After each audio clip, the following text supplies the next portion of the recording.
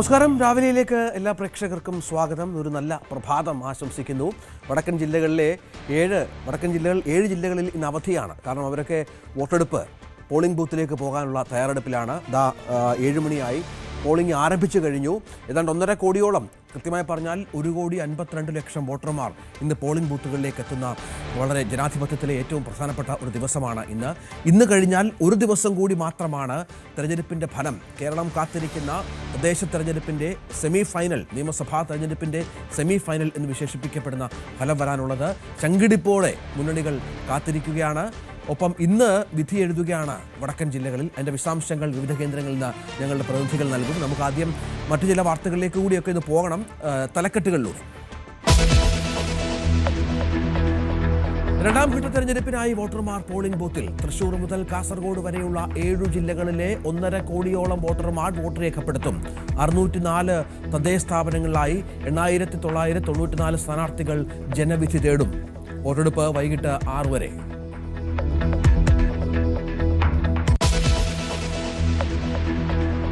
Rahul Mamkootathil sessions കോടതി മുൻകൂർ ജാമ്യം അനുവദിച്ചതിനെതിരെ ഇന്ന് പ്രോസിക്യൂഷൻ ഹൈക്കോടതിയിൽ അപ്പീൽ നൽകും. രണ്ടാമത്തെ കേസിൽ മുൻകൂർ ജാമ്യം അനുവദിച്ചത് മൊഴിയിൽ വൈരുദ്ധ്യമുണ്ടെന്ന കാരണത്താൽ 14 ദിവസത്തെ ഒളിവ് ജീവിതത്തിന് ശേഷം രാഹുൽ ഇന്ന് പാലക്കാട് വോട്ട് ചെയ്യാൻ എത്തിയേക്കും.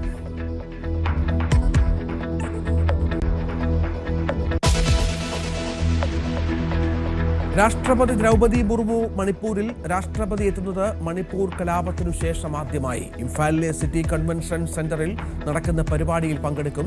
സന്ദർശനം 2 ദിവസം.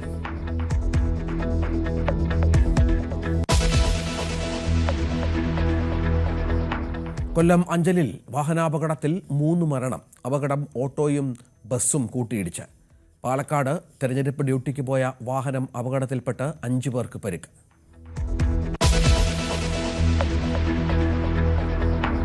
ഇന്ത്യ ദക്ഷിണാഫ്രിക്ക രണ്ടാം T20 മത്സരം ഇന്ന്. ശുഭ്മാൻ ഗില്ലിന്റെയും സൂര്യകുമാർ യാദവിന്റെയും ഫോം ആശങ്ക.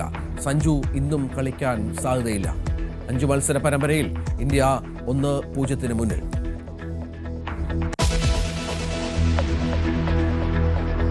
നമുക്ക് തെരഞ്ഞെടുപ്പുമായി ബന്ധപ്പെട്ട വാർത്തകളിലേക്ക് തന്നെ ആദ്യം പോകണം. 7 ജില്ലകളിൽ വോട്ടെടുപ്പ് ആരംഭിച്ചു.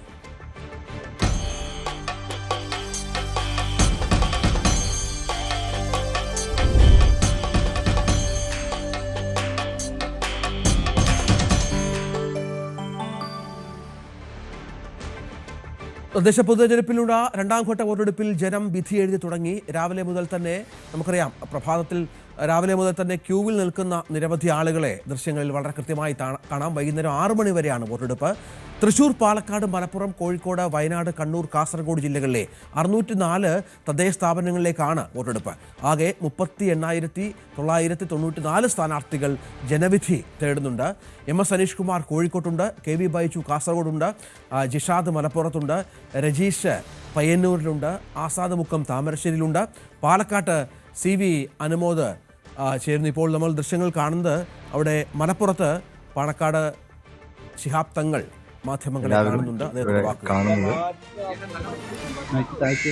UDF അഭൂതപൂർവമായിട്ടുള്ളൊരു വിജയം പ്രത്യേകിച്ചിപ്പോൾ വടക്കൻ ഇപ്പോൾ രണ്ടാം ഫേസിൽ ഉണ്ടാവും. കഴിഞ്ഞ 9-ാം തീയതി തെക്കൻ കേരളത്തിൽ നടന്നു. അവിടെയും നല്ല വിജയം ഉണ്ടാവും എന്ന് തന്നെയാണ് കണക്കുകളൊക്കെ സൂചിപ്പിക്കുന്നത്. ഇങ്ങോട്ട് വടക്കോട്ടേക്കും നല്ല പോളിംഗ് ആയിരിക്കും ഉണ്ടാവുക. UDF വളരെ ആത്മവിശ്വാസത്തിലാണ്. ഭരണവിരുദ്ധ വികാരം അത്രമാത്രം അലയടിക്കുന്നുണ്ട്. അതിനെതിരെ എന്നതുപോലത്തെ വികസനത്തിനും നേട്ടങ്ങൾക്കൊക്കെ വേണ്ടി അവരവരുടെ പഞ്ചായത്തുകളെ, അതിന് പറ്റിയ ഭരണസമിതികളെ നിയോഗിക്കണം എന്ന് ജനങ്ങൾക്കൊക്കെ നല്ല ആഗ്രഹമുണ്ട്. നമ്മുടെ പ്രദേശങ്ങളിൽ മാറ്റങ്ങൾ വരുത്തുവാൻ സാധിക്കുക, നേട്ടങ്ങളുണ്ടാക്കി കൊണ്ടുവരാൻ കഴിയുക UDF ഭരണസമിതികൾക്കാണ് എന്ന് LDFിൻ്റെയും UDFിൻ്റെയും പഞ്ചായത്തുകളെ വിലയിരുത്തിയാൽ നമുക്ക് വ്യക്തമായി അത് തിരിച്ചറിയുവാൻ കഴിയും. അപ്പോൾ അതുകൊണ്ട് തന്നെ UDFന് നല്ല വിജയ പ്രതീക്ഷയാണ്. ഈ ഭരണവിരുദ്ധ വികാരം കൃത്യമായി ജനങ്ങളിലേക്ക് എത്തിക്കാൻ കഴിഞ്ഞിട്ടുണ്ടോ UDFന്? തീർച്ചയായിട്ടും ഭരണവിരുദ്ധ വികാരം എന്നുള്ളത് ഇപ്പോൾ കുറച്ചു കാലമായിട്ട് നമ്മുടെ പത്രങ്ങളിലും മീഡിയ, സോഷ്യൽ മീഡിയ, ഇതിലൊക്കെ തന്നെ നിറഞ്ഞു നിൽക്കുന്ന അതാണല്ലോ. സ്വാഭാവികമായും അത് ജനങ്ങളെ സ്വാധീനിക്കും. അതിൻ്റെ ഒരു പ്രതിഫലനം ഉണ്ടാവും. പോളിംഗ് ശതമാനം ഉയരുമോ? തീർച്ചയായിട്ടും പോളിംഗ് ശതമാനം നല്ല പോളിംഗ് ശതമാനമായിരുന്നു. എല്ലാവരും കാത്തിരിക്കുകയാണ് അവരുടെ അഭിപ്രായങ്ങൾ രേഖപ്പെടുത്താൻ വേണ്ടി. തെക്കൻ കേരളത്തിൽ എറണാകുളത്ത് ഉൾപ്പെടെയാണ് ഏറ്റവും അധികം പോളിംഗ് രേഖപ്പെടുത്തിയിട്ടുള്ളത്. എറണാകുളം ഒരു ശക്തി കേന്ദ്രം കൂടിയാണ്. സ്വാഭാവികമായിട്ടും അനുകൂലമായിട്ടൊരു സാഹചര്യം എന്നാണ് വിലയിരുത്തുന്നത്. അതെ, എറണാകുളം ഞങ്ങൾ വിലയിരുത്തിയപ്പോഴും അങ്ങനെ തന്നെയാണ് മനസ്സിലാക്കുവാൻ കഴിഞ്ഞത്. നേരത്തെ UDFന് സ്വാധീനമുള്ള മേഖലകളിൽ അതിൽ നല്ല പോളിംഗ് നടന്നിട്ടുണ്ട്. അപ്പോൾ അത് UDFന് അനുകൂലമായിട്ടുള്ളൊരു തരംഗം തന്നെ ഉണ്ടാക്കും. ഏറ്റവും അധികം പാർലമെന്റ് തെരഞ്ഞെടുപ്പിൽ കണ്ട അതേ ട്രെൻഡ് തന്നെയാണ്.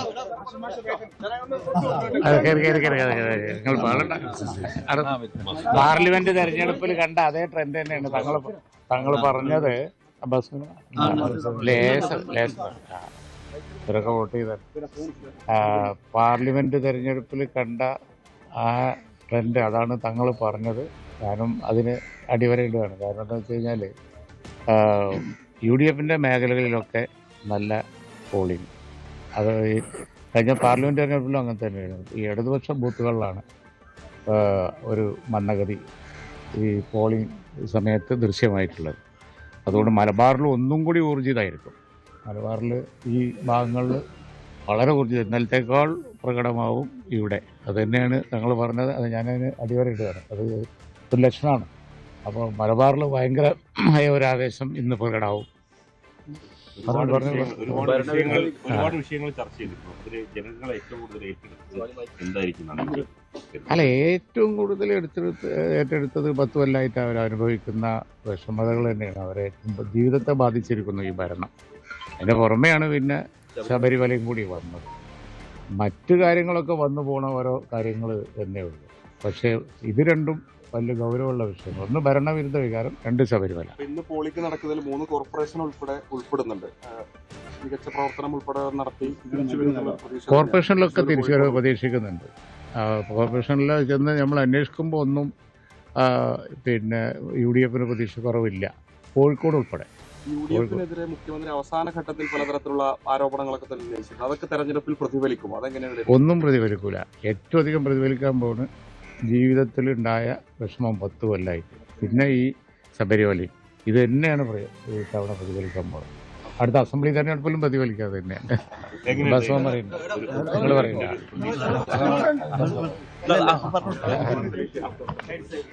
തീർച്ചയായിട്ടും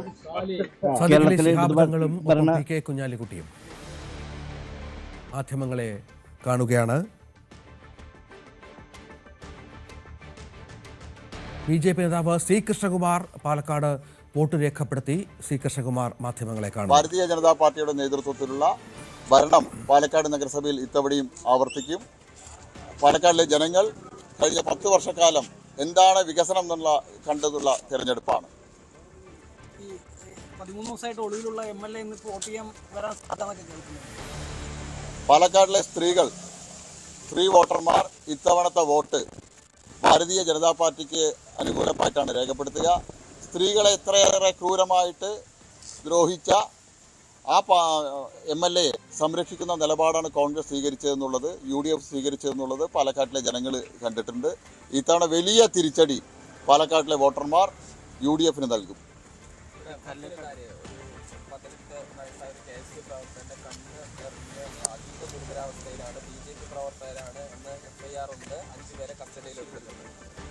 ഇന്നലെ രാത്രി പോസ്റ്റർ ഒട്ടിച്ചുകൊണ്ടിരുന്ന BJP പ്രവർത്തകരെ കാറിടിച്ച് കൊല്ലാനുള്ള ശ്രമമാണ് നടന്നത്. അതിനെ തുടർന്നുണ്ടായിട്ടുള്ള സംഘർഷത്തിലാണ് പരിക്കേറ്റത്. അത് BJP പ്രവർത്തകരുടെ ഭാഗത്തുനിന്നുണ്ടായിട്ടുള്ള കല്ലേറല്ല, മറിച്ച് UDFലെ തന്നെ ഒരു വിഭാഗം പ്രവർത്തകർ എറിഞ്ഞ കല്ലേറ് കൊണ്ടാണ് അയാൾക്ക് പരിക്കേറ്റുള്ളത്.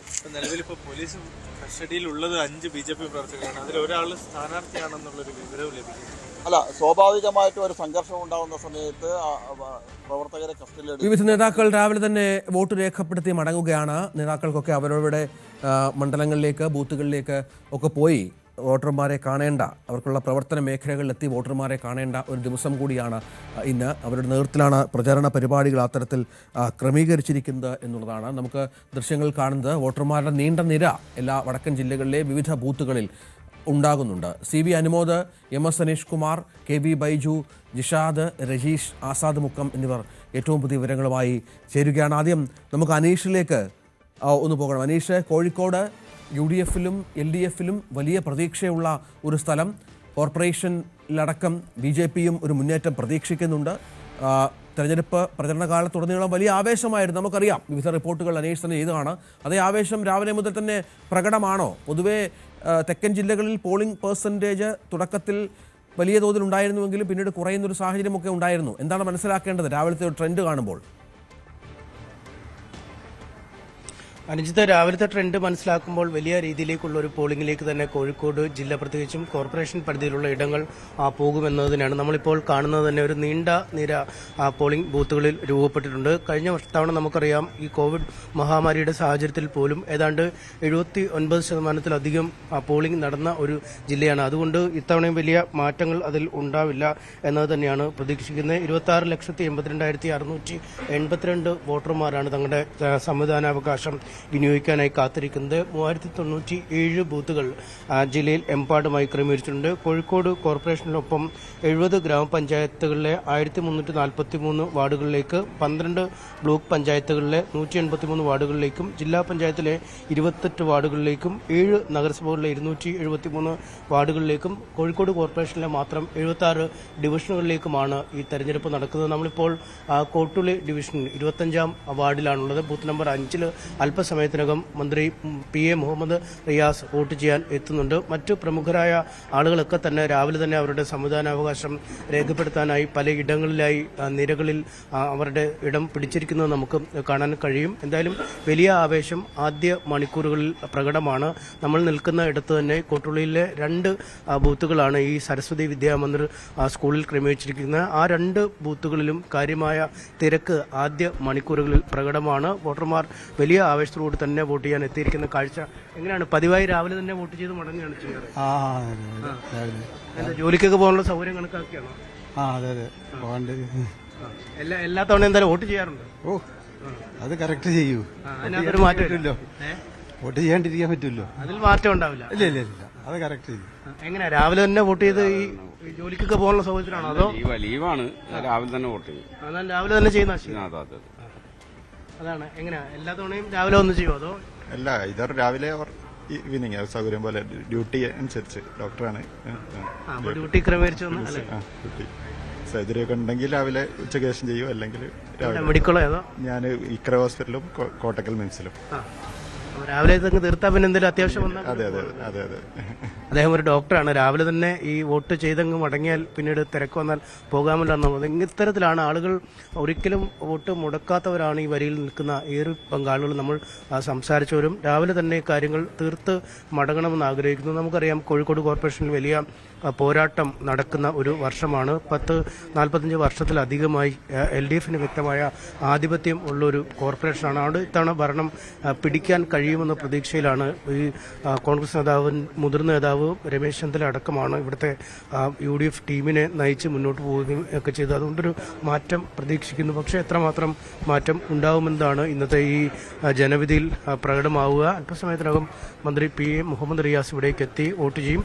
വലിയ തോതിൽ ആളുകൾ വോട്ട് ചെയ്യാനായി ഒഴുകിക്കൊണ്ടിരിക്കുന്ന ഒരു കാഴ്ച തന്നെയാണ് നമുക്ക് ആദ്യ മണിക്കൂറിൽ കാണാൻ കഴിയുന്നത്. രഞ്ജിത്ത്, തെക്കൻ ജില്ലകളിലും ഇതേ ട്രെൻഡായിരുന്നു നമുക്കറിയാം മിനിഞ്ഞാന്ന് നമ്മൾ കണ്ടത്. വലിയ തോതിലുള്ള ആളുകളുടെ, വോട്ടർമാരുടെ ഒരു വരവ് ഈ പോളിംഗ് ബൂത്തുകളിലേക്ക് മറ്റും ഉണ്ടായിരുന്നു. പക്ഷേ ഇപ്പോൾ അന്തിമ പോളിംഗ് ശതമാനമൊക്കെ വന്നപ്പോൾ കഴിഞ്ഞ തവണത്തേക്കാൾ 3% കുറവ് രേഖപ്പെടുത്തിയിരുന്നു എന്നുള്ളതും ഏറെ പ്രധാനപ്പെട്ട കാര്യമാണ്. ഈ തിരക്ക് വൈകുന്നേരം വരെ നിലനിൽക്കേണ്ടതുണ്ട് ആളുകൾക്ക് പൂർണ്ണമായും വോട്ട് ചെയ്യണമെങ്കിൽ. CV അനുമോദ് പാലക്കാട്ടെയും മലപ്പുറത്തെയും വിവരങ്ങളുമായി ചേരുകയാണ്. അനുമോദ്, ആദ്യം നമുക്ക് സംസാരിക്കേണ്ടത് പാണക്കാട് സയ്യിദലി ശിഹാബ് തങ്ങൾ മാധ്യമങ്ങളെ കണ്ടിരുന്നു. അതിനുശേഷം PK കുഞ്ഞാലിക്കുട്ടിയും കണ്ടു. അതിൽ പ്രധാനപ്പെട്ട ഒരു വാക്ക് ലോക്സഭാ തെരഞ്ഞെടുപ്പിൻ്റെ അതേ ട്രെൻഡ് തന്നെ ഇവിടെ ആവർത്തിക്കുന്നു എന്നുള്ളതാണ്. അതായത് UDF-ൻ്റെ ശക്തി കേന്ദ്രങ്ങളിൽ 1ാം ഘട്ടത്തിൽ വലിയ വോട്ടെടുപ്പ് നടന്നു, അല്ലെങ്കിൽ വലിയ പോളിംഗ് നടന്നു എന്ന് പറയുമ്പോൾ ഈ മുസ്ലിം ലീഗിന് വലിയൊരു ശുഭാപ്തി വിശ്വാസമുണ്ട് ആ ട്രെൻഡ് ആവർത്തിക്കും എന്നുള്ള കാര്യത്തിൽ.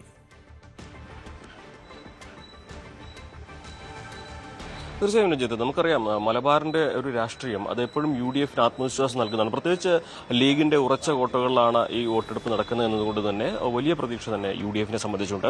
നമ്മൾ മലപ്പുറത്തെയും കോഴിക്കോട്ടെയും ഒക്കെ കാര്യങ്ങൾ എടുത്തു നോക്കുമ്പോൾ ഇത്തവണ മുൻപത്തേക്കാൾ കൂടുതൽ പ്രതീക്ഷ മുസ്ലിം ലീഗിനുണ്ട്. അതിന് രണ്ട് കാരണങ്ങളുണ്ട്. ഒന്ന്, ഭരണവിരുദ്ധ വികാരം ശക്തമായി ഈ ഒരു മേഖലകളിൽ തെരഞ്ഞെടുപ്പിൽ പ്രതിഫലിക്കുമെന്നുള്ളതാണ്. അതിനവർ ചൂണ്ടിക്കാണിക്കുന്നത് ലോക്സഭാ തെരഞ്ഞെടുപ്പിലെ സാഹചര്യങ്ങളും കണക്കുകളും കൂടി വെച്ചാണ്.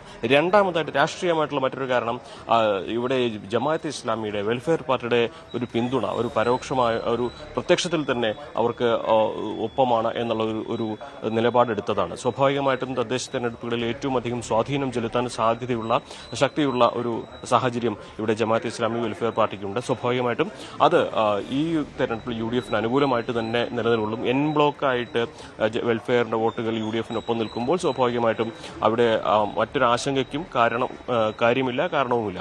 അതുതന്നെയാണ് UDF സംബന്ധിച്ച് ഈ രണ്ട് കാരണങ്ങൾ. ഒന്ന്, ഭരണവിരുദ്ധ വികാരം കഴിഞ്ഞ 10 വർഷമായിട്ട് തുടരുന്ന CPM ഭരണത്തിനെതിരായിട്ടുള്ള, ഇടതുപക്ഷ ഭരണത്തിനെതിരായിട്ടുള്ള ഒരു വികാരം ജനങ്ങളിലുണ്ട്. അത് പരമാവധി പ്രചരണ വിഷയമാക്കാൻ UDF ശ്രമിച്ചിട്ടുണ്ട്. ഒരുപാട് വിഷയങ്ങൾ ഉയർത്തിക്കൊണ്ടുവരാനും ഈ ഒരു തെരഞ്ഞെടുപ്പിനെ സംബന്ധിച്ച് ചർച്ചയാക്കുവാനും UDF സാധിച്ചിട്ടുണ്ട് എന്നൊരു ആത്മവിശ്വാസവും രാഹുൽ മാങ്കൂട്ടത്തിൽ വിഷയമോ മറ്റെന്തെങ്കിലും വിഷയമോ ഒന്നും പ്രസക്തമല്ല എന്ന് കുഞ്ഞാലിക്കുട്ടിയും തങ്ങളുമാരും പറയുന്നൊരു പശ്ചാത്തലം കൂടി പ്രധാനമാണ്. അതൊക്കെ ആയിരുന്നല്ലോ പാലക്കാട്ട് വലിയ ചർച്ചയായിരുന്നത്, അല്ലെങ്കിൽ ആ മേഖലകളിലൊക്കെ വലിയ ചർച്ചയായിരുന്നത്.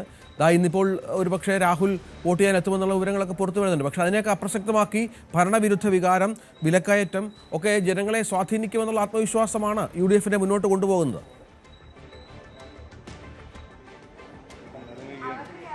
അതെ, തീർച്ചയായിട്ടും രാഹുൽ മാങ്കൂട്ടത്തിൻ്റെ അടക്കമുള്ള വിവാദങ്ങളൊക്കെ താൽക്കാലികമാണ്. പക്ഷേ 10 വർഷമായിട്ട് ജനം അനുഭവിക്കുന്ന ഒരു പ്രതിസന്ധി, ഒരു പ്രശ്നം, അല്ലെങ്കിൽ അവർ അനുഭവിക്കുന്ന ഒരു ബുദ്ധിമുട്ട്, അതിന് മറുപടി നൽകാനുള്ള ഒരു അവസരമായിട്ട് തെരഞ്ഞെടുപ്പിനെ ഈ UDF പ്രചരണത്തെ ജനങ്ങൾ ഉപയോഗിക്കുമെന്നത് തന്നെയാണ് UDF മുഖ്യ ഒരു പ്രതീക്ഷ ആയിട്ടുള്ളത്. രാഹുൽ മാങ്കൂട്ടത്തിൽ വിഷയം വലിയ തോതിൽ തന്നെ പ്രചരണങ്ങളിൽ LDF ഉപയോഗിച്ചിരുന്നെങ്കിൽ പോലും ഈ കോൺഗ്രസ് ഈ രാഹുൽ മാങ്കൂട്ടത്തിലിനെ പുറത്താക്കിക്കൊണ്ടുള്ളൊരു നടപടിയാണ് സ്വീകരിച്ചത്. മുൻകൂർ ജാമ്യമില്ല ആദ്യ ഘട്ടത്തിൽ ഇത് അറിഞ്ഞപ്പോൾ തന്നെ. സ്വാഭാവികമായിട്ടും ഈ ഒരു വിഷയത്തിൽ കോൺഗ്രസ് എടുത്ത നിലപാടിനപ്പുറത്തേക്ക് മറ്റൊരു പാർട്ടി എടുത്തിട്ടില്ല എന്ന് ലീഗ് വ്യക്തമാക്കുകയും ചെയ്തൊരു സാഹചര്യം കൂടി. നമ്മൾ പലവട്ടം ഈ വിഷയവുമായി ബന്ധപ്പെട്ട് ലീഗ് നേതാക്കളെ കാണുമ്പോൾ കോൺഗ്രസ് അതിൽ എടുക്കാവുന്നതിൽ ഏറ്റവും ഉചിതമായ നിലപാടാണ് എടുത്തിരിക്കുന്നത്. അതിനപ്പുറം തന്നെ മുകേഷിനെയും മറ്റ് ഇടതുപക്ഷ MLA-മാരെയും വിമർശിച്ചുകൊണ്ടാണ്, താരതമ്യം ചെയ്തുകൊണ്ടാണ് കോൺഗ്രസിന്റെ നിലപാടിനെ മുസ്ലിം ലീഗ് ഈ കാര്യത്തിൽ അടയാളപ്പെടുത്തുന്നത്. സ്വാഭാവികമായിട്ടും ഈ രാഹുൽ മാങ്കൂട്ടത്തിൽ വിഷയം അത് ഒരു തരത്തിലും കോൺഗ്രസിനോ UDF എതിരായ ഒരു സാഹചര്യം തീർക്കില്ല എന്ന പ്രതീക്ഷ മുസ്ലിം ലീഗ് അടക്കമുള്ളവർ പങ്കുവയ്ക്കുമ്പോൾ പ്രധാനമായിട്ടും ഭരണവിരുദ്ധ വികാരം അത് വലിയ തോതിൽ തന്നെ ജനങ്ങൾ നേരിട്ട് ബാധിച്ച പ്രശ്നങ്ങളിൽ അവർ എടുക്കുന്ന തീരുമാനങ്ങൾ അത് ഇടതുപക്ഷത്തിനെതിരായിട്ട് തന്നെയാകുമെന്ന പ്രതീക്ഷ തന്നെയാണ് UDF പങ്കുവയ്ക്കുന്നത്. അത് ലോക്സഭാ തെരഞ്ഞെടുപ്പിന് സമാനമായിട്ടുള്ള ഒരു സാഹചര്യം ഇവിടെ തീർക്കുന്നു എന്ന് ഇന്നലെയും മുസ്ലിം ലീഗ് വ്യക്തമാക്കിയതാണ്. അതേ നിലപാട് ആവർത്തിക്കുമ്പോൾ വലിയ പ്രതീക്ഷ UDF മലബാർ മേഖലകളിൽ കണ്ണുവയ്ക്കുന്നുണ്ട്. ഒപ്പം തന്നെ നേരത്തെ സൂചിപ്പിച്ച വെൽഫെയർ പാർട്ടിയുടെ സ്വാധീനം, അത് അവരുടെ പിന്തുണ, അത് ഈ മുൻപൊക്കെ ഓരോ മേഖലകളിൽ പ്രാദേശികമായിട്ടുള്ള ഒരു ധാരണയായിരുന്നെങ്കിൽ ഇന്ന് മലപ്പുറം ജില്ലയിലും കോഴിക്കോട് ജില്ലയിലുമൊക്കെ എല്ലാ മേഖലകളിലും, എല്ലാ വാർഡുകളിലും എന്നൊക്കെ തന്നെ പറയാം, വെൽഫെയർ പാർട്ടിയുടെ പിന്തുണ UDF-നൊപ്പമാണ്. കഴിഞ്ഞ തവണ 2015 നമ്മൾ കണ്ട ഒരു സാഹചര്യം, അവിടെ ഇടതുപക്ഷവുമായിട്ട് ആശയപരമായിട്ട് എതിർപ്പുണ്ടെങ്കിൽ ഇടതുപക്ഷവുമായിട്ട് അവർ സാഹചര്യത്തിന് അനുസരിച്ച് യോജിപ്പ് ഉണ്ടാക്കാറുണ്ടായിരുന്നു. ഓരോ വാർഡുകളിൽ ചിലപ്പോൾ ഇടതുപക്ഷത്തിനാണെങ്കിൽ ചിലപ്പോൾ മറ്റൊരു വാർഡിൽ UDF-നായിരിക്കും. പക്ഷേ ഇത്തവണ അങ്ങനെയല്ല, എല്ലായിടത്തും UDF-ന് തന്നെയാണ് വെൽഫെയർ പാർട്ടിയുടെ പിന്തുണ. സ്വാഭാവികമായിട്ടും ചെറിയ വോട്ടുകൾക്ക് ജയിച്ചിരുന്ന വാർഡുകൾ നിലനിർത്തുവാനും നഷ്ടമായിരുന്ന അവിടെ തിരിച്ചുപിടിക്കാനും ഈ ഒരു പിന്തുണ കൊണ്ട് സാധിക്കുന്നുണ്ട്. അതുകൊണ്ട് തന്നെ UDF-നെ സംബന്ധിച്ച് മലബാർ മേഖലയിൽ ഇത്രയും ആത്മവിശ്വാസം വരാനുള്ള പ്രധാന കാരണങ്ങളിലൊന്ന് ഇതുവരെ ഉറപ്പുണ്ടാകാതിരുന്ന വെൽഫെയർ പാർട്ടിയുടെ പിന്തുണ ഇത്തവണ UDF-നൊപ്പമാണ് എന്നുള്ളത് തന്നെ. ഇതിനെതിരെയുള്ള ഇടതുപക്ഷത്തിന്റെ പ്രചാരണം എത്രമാത്രം ഫലം കാണുമെന്നുള്ളതും ഉയർന്ന ചോദ്യമാണ്. അത് ഏറ്റവും കൂടുതൽ പ്രതിഫലിക്കുക ഒരു പക്ഷേ വടക്കൻ കേരളത്തിൽ നിന്നായിരിക്കില്ല, തെക്കൻ കേരളത്തിലായിരിക്കും. കാരണം തെക്കൻ കേരളത്തിൽ ഈ ഒരു UDF-നൊപ്പം വെൽഫെയർ പാർട്ടി ചേരുന്നു എന്നുള്ള തരത്തിലുള്ള അല്ലെങ്കിൽ ആ വിഷയം ഊന്നിയുള്ള പ്രചാരണം ഏറ്റവും അധികം സ്വാധീനം ചെലുത്താൻ സാധ്യതയുള്ള മേഖലയും മധ്യ കേരളവും തെക്കൻ കേരളവുമാണ്. അതും നമ്മൾ ഈ ഒരു തെരഞ്ഞെടുപ്പിന്റെ രാഷ്ട്രീയത്തിൽ നിർണായകമാകുന്ന ഒരു ദിശാസൂചികയായിട്ട് വേണം കണക്കാക്കാൻ. അനുമോദം, നമുക്ക് പാലക്കാട്ടേക്കൊന്ന് വന്നാൽ ഈ പാലക്കാട് രാഹുൽ മാങ്കൂട്ടത്തിൽ വോട്ട് ചെയ്യാൻ എത്തുമോ എന്നുള്ളതാണ് ആകാംക്ഷയോടെ കാത്തിരിക്കുന്നത്. എത്തിക്കഴിഞ്ഞാൽ തെരഞ്ഞെടുപ്പിനേക്കാളും ശ്രദ്ധ ഒരുപക്ഷെ രാഹുലിന്റെ വോട്ടിലേക്ക് എത്തിയേക്കാം. ചാനലുകൾ മൊത്തം അത് കവർ ചെയ്യുമ്പോൾ സ്വാഭാവികമായും അതിൽ തിരിച്ചടിയുണ്ടാകുക കോൺഗ്രസിനാകും. ഈ തെരഞ്ഞെടുപ്പ് ദിവസവും വടക്കൻ ജില്ലകളിൽ രാഹുൽ വിഷയം ചർച്ച ചെയ്യപ്പെടുക എന്ന് പറയുന്നത് ചില്ലറ ഡാമേജൊന്നും ആയിരിക്കില്ല കോൺഗ്രസിൽ സൃഷ്ടിക്കുക. എന്തെങ്കിലും സാധ്യതകളുണ്ടോ? അയാളെ നോട്ട് ചെയ്യാൻ എത്തുമോ? 14 ദിവസമായിട്ട് ഒളിവിലാണ്.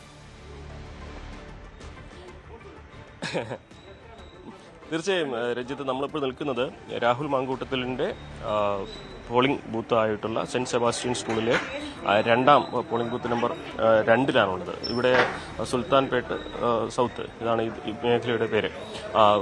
ഇവിടെയാണ് രാഹുൽ മാങ്കൂട്ടത്തിലിൻ്റെ ബൂത്തുള്ളത്. രാവിലെ മുതൽ തന്നെ ഇവിടെ എല്ലാവരും എത്തിച്ചേരുന്നുണ്ട്, വോട്ടിംഗ് നടക്കുന്നുണ്ട്. പക്ഷേ ഇന്നത്തെ പ്രധാനപ്പെട്ട ചോദ്യം രാഹുൽ മാങ്കൂട്ടത്തിൽ വരുമോ ഇല്ലയോ എന്ന് തന്നെയാണ്. ഈ ഒരു തെരഞ്ഞെടുപ്പിൻ്റെ ആദ്യഘട്ടത്തിൽ പ്രചരണത്തിലൊക്കെ സജീവമായിട്ട് രാഹുൽ മാങ്കൂട്ടത്തിൽ പങ്കെടുത്തിരുന്നു.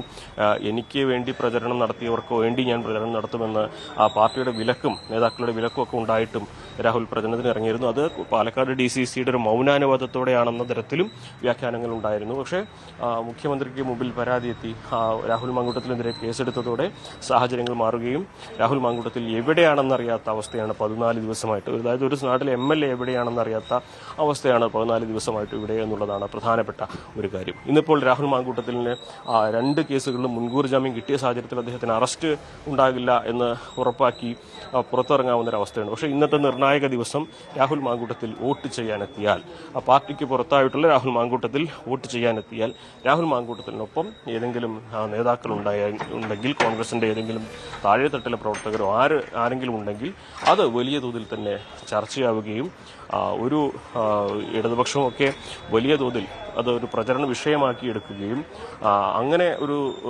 ഇന്നത്തെ ദിവസത്തിൻ്റെ ശ്രദ്ധ മുഴുവൻ രാഹുൽ മാങ്കൂട്ടത്തിലിൻ്റെ ഈ വോട്ടിലേക്ക് മാറുകയും അത് UDFന് തിരിച്ചടി ഉണ്ടാക്കുന്ന ഒരു സാഹചര്യം തീർക്കുമോ എന്നൊരാശങ്കയും UDFനെ സംബന്ധിച്ചിട്ടുണ്ട്. കാരണം രാഹുൽ മാങ്കൂട്ടത്തിലിൻ്റെ പ്രചരണം തന്നെ UDFനെ സംബന്ധിച്ച് അത് ഗുണത്തെക്കാളേറെ ദോഷം ചെയ്യുന്ന സാഹചര്യമാണ്.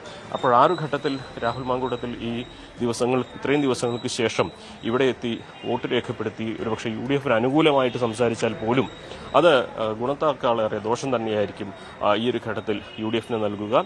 ഇവിടെ ഏറ്റവും പ്രധാനപ്പെട്ട ഇന്നത്തെ ഒരു ചർച്ചാ വിഷയം തന്നെ രാഹുൽ മാങ്കൂട്ടത്തിൽ 14 ദിവസത്തെ ഈ ഒളിവ് ജീവിതത്തിന് ശേഷം വോട്ട് ചെയ്യാനെത്തുമോ? അത് വളരെ പ്രധാനപ്പെട്ട ഒരു തെരഞ്ഞെടുപ്പ് വിഷയമായി ഒരുപക്ഷെ രാഹുൽ എത്തിയാൽ ഇന്ന് മാറിയേക്കാം. സംശയമില്ലാത്ത കാര്യമാണ്. രാഹുൽ മാങ്കൂട്ടത്തിൽ എത്തുമോ എന്നുള്ളതാണ് കാത്തിരുന്ന് കാണേണ്ടത്. ബൂത്തിൽ CV അനുമോദ് തുടരുന്നുണ്ട്. നമുക്ക് KV ബൈജുവിലേക്ക് ഒന്ന് പോകണം. അവിടെ കണ്ണൂർ, കാസർഗോഡ് അടക്കമുള്ള ജില്ലകളിൽ വലിയ പ്രചരണ കോലാഹലങ്ങൾ നടന്ന ഒരു തെരഞ്ഞെടുപ്പ് കാലം കൂടിയാണ് ഇത്. കണ്ണൂർ കോർപ്പറേഷൻ നമുക്കറിയാം വളരെ പ്രധാനപ്പെട്ട ഒരു മത്സരം നടക്കുന്ന ഒരു സ്ഥലമാണ്. UDFന് സ്വാധീനമുള്ള UDF ഭരണത്തിലുള്ള ഒരു കോർപ്പറേഷനാണ്.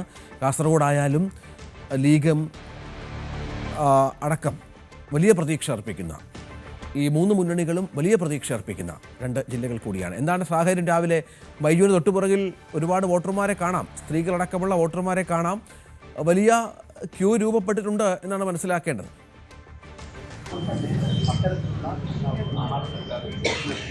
തീർച്ചയായും രഞ്ജിത്തെ സൂചിപ്പിച്ചതുപോലെ തന്നെ മുന്നണികൾക്കും അതുപോലെ തന്നെ സ്ഥാനാർത്ഥികൾക്കും നെഞ്ചിടിപ്പിന്റെ സമയമാണ്. വോട്ടെടുപ്പ് സുഗമമായി ആരംഭിച്ചിരിക്കുന്ന എല്ലാ കേന്ദ്രങ്ങളിലും വലിയ തിരക്കാണ് രാവിലെ മുതൽ അനുഭവപ്പെടുന്നത്. ഏതായാലും ഇന്ന് ഒരുപാട് രാഷ്ട്രീയ പ്രതികരണം കൂടി എത്തുന്ന ഒരു ദിവസമാണ്. പ്രത്യേകിച്ച് മുഖ്യമന്ത്രി പിണറായി വിജയൻ, അതുപോലെ തന്നെ KPCC പ്രസിഡന്റ്, ഒപ്പം നിരവധി നേതാക്കൾ ഇന്ന് വോട്ട് ചെയ്യുന്നു എന്നതാണ് ഏറ്റവും പ്രത്യേകത. അത് തന്നെയാണ് കണ്ണൂരിന് ഏറ്റവും പ്രധാനപ്പെട്ടത്. നമുക്ക് ദൃശ്യങ്ങളിലേക്ക് പോയാൽ കാണാം, സ്ത്രീകളുടെ നീണ്ട നിരയാണ് രാവിലെ മുതൽ തന്നെ കാണാൻ സാധിക്കുന്നത്. ഒരു പക്ഷേ നിയമസഭാ തെരഞ്ഞെടുപ്പിന് തുല്യമായ അത്രത്തോളം വാശിയേറിയ ഒരു മത്സരം എന്നൊക്കെ നമുക്ക് പറയാം. അത്രത്തോളം രാവിലെ സാധാരണഗതിയിൽ ഇത്രത്തോളം തിരക്കുകളൊന്നും നമുക്ക് ബൂത്തുകളിൽ കാണാൻ സാധിക്കാറില്ല. പക്ഷേ പതിവിന് വിപരീതമായി വലിയ തോതിൽ സ്ത്രീകൾ വോട്ട് ചെയ്യുന്നു. ഒരു പക്ഷേ ഇത് പോളിംഗ് ശതമാനത്തിലൊക്കെ വലിയ വർധനവുണ്ടായേക്കാം. അത്തരം സൂചനകളിലേക്കാണ് നമുക്ക് ഈ ദൃശ്യങ്ങളിൽ നിന്ന് തന്നെ പോകുന്നത്. അത്രത്തോളം ആളുകൾ, അത് പുതുതലമുറയിൽപ്പെട്ട ആളുകളുണ്ട്, ഒരുപാട് പ്രായമായവരുണ്ട്, അങ്ങനെ എല്ലാവരും രാവിലെ തന്നെ വോട്ട് ചെയ്യുന്ന ഒരു സാഹചര്യമാണ് ഉള്ളത്. എന്തായാലും മുഖ്യമന്ത്രി പിണറായി വിജയൻ അല്പസമയത്തിന് 8:30 പിണറായിയിലെ ചേരിക്കൽ ജൂനിയർ ബേസിക് സ്കൂളിലെ 1ാം ബൂത്തിലായിരിക്കും വോട്ട് രേഖപ്പെടുത്തുക. അതുപോലെ തന്നെ സ്പീക്കർ AN ഷംസീർ തലശ്ശേരി നഗരസഭയിലെ പുന്നോൽ LP സ്കൂളിലും വോട്ട് രേഖപ്പെടുത്തും. മന്ത്രിമാരായ രാമചന്ദ്രൻ കടന്നപ്പള്ളി, അതുപോലെ തന്നെ AK ശശീന്ദ്രൻ എന്നിവർക്കും കണ്ണൂർ ജില്ലയിലാണ് വോട്ട്. CPM കേന്ദ്ര കമ്മിറ്റി അംഗം EP ജയരാജൻ കണ്ണൂരിൽ വോട്ട് ചെയ്യുന്നുണ്ട്. സംസ്ഥാന സെക്രട്ടറി MV ഗോവിന്ദൻ മാസ്റ്റർക്ക് ഇത്തവണ വോട്ടില്ല. പ്രധാനപ്പെട്ട ആന്തൂർ നഗരസഭയിലെ 2ാം വാർഡിലാണ് അദ്ദേഹത്തിന്റെ വോട്ട് രേഖപ്പെടുത്തുന്നത്. അവിടെ സ്ഥാനാർത്ഥി രജിത എതിരില്ലാതെ തെരഞ്ഞെടുത്തതോടുകൂടി അവിടെ വോട്ടില്ലാത്തൊരു സാഹചര്യമുണ്ട്. അതുപോലെ തന്നെ മട്ടന്നൂർ നഗരസഭയിൽ ഇത്തവണ വോട്ടിൽ 2 വർഷം കഴിഞ്ഞതിന് ശേഷമാണ് ഇനി അവിടെ തെരഞ്ഞെടുപ്പ് നടക്കുന്നത്. അതുകൊണ്ട് തന്നെ KK ശൈലജയ്ക്കും ഇന്ന് വോട്ടില്ല എന്നൊരു പ്രത്യേകതയുണ്ട്. ഏതായാലും ഗോവിന്ദൻ മാഷ് 10 മണിക്ക് മാധ്യമങ്ങളെ കാണുന്നുണ്ട്. പിണറായി വിജയൻ 8:30 വോട്ട് രേഖപ്പെടുത്തിയതിനു ശേഷം മാധ്യമങ്ങളെ കാണും എന്നാണ് അറിയിച്ചിട്ടുള്ളത്. അത്തരത്തിൽ ഒരുപാട് രാഷ്ട്രീയ പ്രതികരണങ്ങൾ ഇന്ന് വരാനുണ്ട്, കണ്ണൂരിൽ നിന്ന് വരാനുണ്ട്. അത് തന്നെയാണ് കണ്ണൂരിൽ ഏറ്റവും പ്രധാനമാക്കുന്നത്. മറ്റൊന്ന്, കണ്ണൂർ കോർപ്പറേഷനാണ് അഭിമാന പോരാട്ടം നടക്കുന്നതെന്ന് പറയേണ്ടി വരും. കാരണം UDFനെ സംബന്ധിച്ചിടത്തോളം കേരളത്തിൽ ആകെയുള്ള ഒരു കോർപ്പറേഷനാണ്. 6 കോർപ്പറേഷനുകളിൽ UDF ഭരിക്കുന്നത് ഏക കോർപ്പറേഷനാണ്. അതുകൊണ്ട് തന്നെ അത് നിലനിർത്തുക എന്നത് UDFനെ സംബന്ധിച്ചിടത്തോളം അഭിമാന പോരാട്ടമാണ്. ഗ്രാമപ്രദേശങ്ങളിലെല്ലാം ഇടതുമുന്നണിക്കാണ് മുൻതൂക്കമെങ്കിലും ഇത്തവണ കൂടുതൽ ഇടങ്ങളിലേക്ക് UDF കടന്നു കയറും എന്ന തരത്തിലാണ് അവരുടെ പ്രചരണവും അത്തരത്തിലുള്ള അവകാശവാദങ്ങളൊക്കെയാണ് നമ്മൾ കഴിഞ്ഞ സമയങ്ങളിൽ ഒക്കെ കണ്ടിരുന്നത്. എന്തായാലും അങ്ങനെ വാശിയേറിയ മത്സരം നേർക്കുനേർ UDFും LDFും നേർക്കുനേർ മത്സരം നടക്കുന്നു എന്നതാണ് കണ്ണൂർ ജില്ലയെ പ്രത്യേകത. പക്ഷേ കാസർഗോട്ടേക്ക് വരുമ്പോൾ സ്ഥിതി അങ്ങനെയല്ല. പലയിടങ്ങളിലും ശക്തമായ ത്രികോണ മത്സരമുണ്ട്. BJPയുടെ സാന്നിധ്യം വലിയ തോതിലുള്ള ഒരു ജില്ലയാണ് കാസർഗോഡ് ജില്ല. പ്രത്യേകിച്ച് കാസർഗോഡും അതുപോലെ തന്നെ മഞ്ചേശ്വരവും 2 മണ്ഡലങ്ങളിലും BJPക്ക് ഏറെ സ്വാധീനമുണ്ട്. ഒരുപക്ഷെ നിയമസഭാ തെരഞ്ഞെടുപ്പിന് മുന്നോടിയായുള്ള ഒരു ആ പ്രവർത്തനം അത് അങ്ങനെയാണ് അവർ തദ്ദേശ തെരഞ്ഞെടുപ്പിനെ കാണുന്നത്. ജില്ലാ പ്രസിഡന്റ് അശ്വിനി ആയാലും അവരോട് സംസാരിക്കുമ്പോഴൊക്കെ അവരുടെ ആ രീതി അങ്ങനെയായിരുന്നു. എന്തായാലും കാസർഗോഡ് നഗരസഭയിലാണ് വളരെ പ്രധാനപ്പെട്ട മത്സരം നടക്കുന്നത്. അവിടെ BJP കാലങ്ങളായി 2ാം സ്ഥാനത്താണ്. BJP കാസർഗോഡ് നഗരസഭ പിടിക്കുമോ അത് ഏറ്റവും പ്രധാനമാണ്. അതോടൊപ്പം ജില്ലാ പഞ്ചായത്ത് എടുത്തു പറയേണ്ടതാണ്. ഒരു അംഗത്തിന്റെ, അതായത് ഒരു സ്വതന്ത്രന്റെ പിന്തുണയോടുകൂടി LDF ഭരിക്കുന്ന ജില്ലാ പഞ്ചായത്ത് ഭരണം ഇത്തവണ UDF പിടിച്ചെടുക്കുമോ അത് വളരെ പ്രധാനമാണ്. അത്തരത്തിൽ രാഷ്ട്രീയ കൗതുകങ്ങളും ഒരുപാട് പ്രത്യേകതയും ഒക്കെയുള്ള ഒരു തെരഞ്ഞെടുപ്പ് തന്നെയാണ്. 2 ജില്ലകളാണ് കണ്ണൂരും കാസർഗോഡും എന്ന് പറയുന്ന സംശയമില്ല. 3 മുന്നണികളും ഒരേപോലെ പ്രതീക്ഷ അർപ്പിക്കുന്ന ജില്ലകൾ തന്നെയാണ്. ഇന്നത്തെ പ്രധാനപ്പെട്ട കാര്യമെന്ന് പറയുന്നത് ഇടതുപക്ഷത്തിന്റെ ഏറ്റവും പ്രധാനപ്പെട്ട നേതാക്കൾ വോട്ട് ചെയ്യുന്ന ഒരു ദിവസം കൂടിയാണ്. അതിൽ പിണറായി വിജയൻ ഉൾപ്പെടും. നേരത്തെ ബൈജു പറഞ്ഞതുപോലെ MV ഗോവിന്ദൻ മാസ്റ്ററുടെ വാർഡിൽ എതിരില്ലാതെ സ്ഥാനാർത്ഥി ജയിച്ച പശ്ചാത്തലം കൊണ്ട് അദ്ദേഹത്തിന് വോട്ട് ചെയ്യാൻ സാധിക്കില്ല. KK ശൈലജ അവിടെ ഉണ്ട്. അങ്ങനെ നമുക്കറിയാം ഇടതുപക്ഷത്തിൻ്റെ പ്രധാന മുഖങ്ങളെല്ലാം വടക്കൻ കേരളത്തിൽ നിന്ന് വരുന്നവരാണ്. അവരൊക്കെ ഇന്ന് വോട്ട് ചെയ്യും. സ്വാഭാവികമായും അവരുടെയൊക്കെ പ്രതികരണങ്ങളും ഉണ്ടാകും. നേരത്തെ തെക്കൻ ജില്ലകളിൽ കോൺഗ്രസ് നേതാക്കളൊക്കെ വോട്ട് ചെയ്തിരുന്നു, BJP നേതാക്കളൊക്കെ വോട്ട് ചെയ്തിരുന്നു. അവരുടെ പ്രതികരണം നമ്മൾ കേട്ടതാണ്. ഇന്നിപ്പോൾ വടക്കൻ ജില്ലയിലേക്ക് എത്തുമ്പോൾ ഇന്ന് ഇടതുപക്ഷ നേതാക്കളുടെ പ്രതികരണമായിരിക്കും ഏറ്റവും കൂടുതൽ ഉണ്ടാകുക എന്ന കാര്യത്തിൽ സംശയമില്ല. ബൈജു, പ്രധാനപ്പെട്ട നേതാക്കൾ പിണറായി വിജയൻ അടക്കം വോട്ട് ചെയ്യാനെത്തും. അദ്ദേഹം ഒരുപക്ഷെ ഇന്നലെ തന്നെ അദ്ദേഹത്തിൻ്റെ ജന്മനാട്ടിലെത്തിക്കാണും. മറ്റു കാര്യങ്ങളൊക്കെ ഉണ്ട്. എത്ര മണിയോടുകൂടി എന്ന് വ്യക്തമായിട്ടുണ്ടോ? അവരുടെ ഒരു സമയക്രമമൊക്കെ നിശ്ചയിച്ചിട്ടുണ്ടോ? ഇന്ന് അവർക്കും ഒരുപാട് കാര്യങ്ങൾ പറയാനുണ്ടാകും. തൊട്ടിപ്പുറത്ത് പാലക്കാട്ട് രാഹുൽ മാങ്കൂട്ടത്തിൽ ഒരുപക്ഷെ വോട്ട് ചെയ്യാൻ എത്തിയേക്കുമെന്ന വാർത്തയും പുറത്തു വരുന്നുണ്ട്.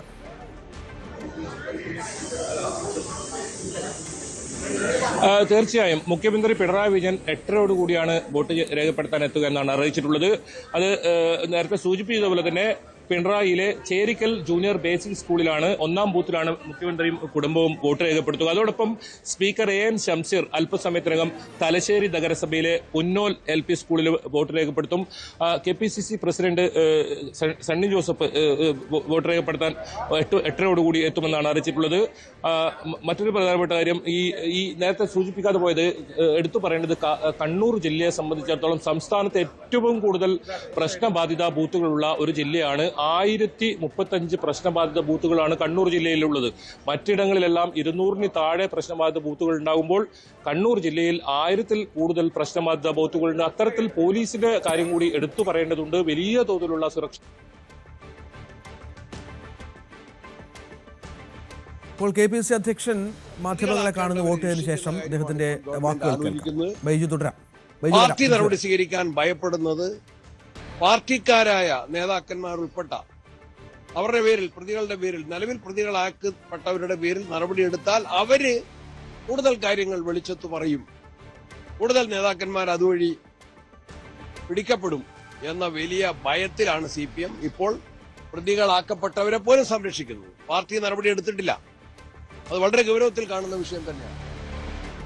ജനങ്ങൾക്ക് അതിലെ പ്രതിഷേധവും ഉത്കണ്ഠയും. വലിയ പ്രചാരണം നടത്തി തെരഞ്ഞെടുപ്പിൽ രണ്ടാം ഘട്ടത്തിൽ ശശി തരൂരിന്റെ അവാർഡും വലിയാക്കാൻ ചെയ്ത് കൺവീനറുടെ ഭാഗത്ത് അത് രണ്ടും അവര് തന്നെ ക്ലാരിഫൈ ചെയ്തിട്ടുണ്ട്. ദുർപ്രകാശന്റെ ആ ഒരു പരാമർശനം വന്നപ്പോൾ തന്നെ ഞങ്ങൾ അദ്ദേഹവുമായിട്ട് ബന്ധപ്പെട്ടു. ഞാൻ പാർട്ടിയുടെ നിലപാട് വ്യക്തമാക്കി പറഞ്ഞു. മറ്റ് പ്രതിപക്ഷ നേതാവും മറ്റു നേതാക്കന്മാരും പറഞ്ഞു. അടൂർ പ്രകാശ് തന്നെ അതിൽ അദ്ദേഹത്തിന്റെ നിലപാടല്ല പാർട്ടി നിലപാട് എന്ന് പറഞ്ഞു. അദ്ദേഹത്തിന്റെ സ്റ്റേറ്റ്മെന്റിൽ തന്നെ അദ്ദേഹം കറക്ഷൻ വരുത്തി. ഒന്ന് ചില ദുർവ്യാഖ്യാനം എന്ന് അദ്ദേഹം പറഞ്ഞു. ഇനി അങ്ങനെ ആണെങ്കിൽ പോലും അതിൽ അദ്ദേഹം വളരെ കൃത്യമായി പാർട്ടി ലൈനിലേക്ക് അദ്ദേഹം നിലപാട് ഉറപ്പിച്ച് വ്യക്തമാക്കി.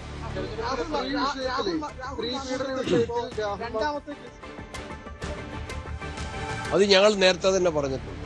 നിയമത്തിന്റെ വഴിക്ക് പോകും.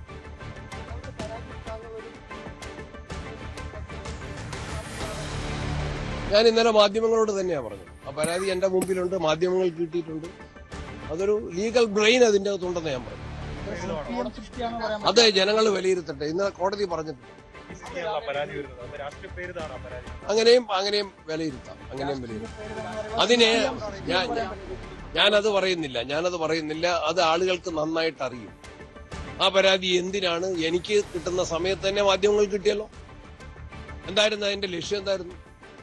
ആ പരാതിക്ക് നന്നായിട്ട് അറിയാം അതാർക്കാണ് അയക്കേണ്ടതെന്ന്. പക്ഷെ എനിക്ക് അയച്ചു. ഞാൻ ഫയലുകൾ കണ്ടിട്ടില്ല. കോടതി വിധി ഞാൻ കണ്ടിട്ടില്ല. അത് ജനങ്ങൾ വിലയിരുത്തും. കോടതി വിധി